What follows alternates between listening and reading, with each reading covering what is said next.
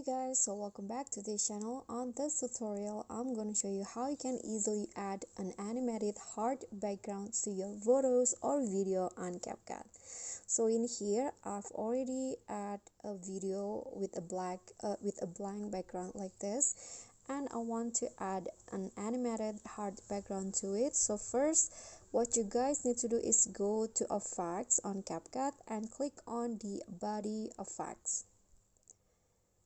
And in here, swipe until you find the background category, this one, and there will be a lot of options. But if you want to add a heart background, choose the last one in here, the rainbow heart background. Click on the heart background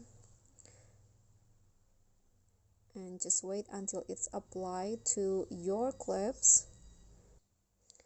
And here you can adjust the effect, like the size, the color, speed, atmosphere, and also intensity.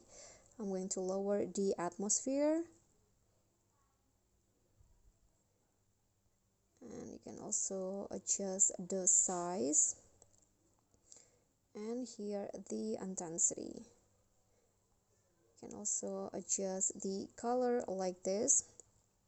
So when you're done, just click on the check icon, and there you go, you'll have that animated heart background to your video.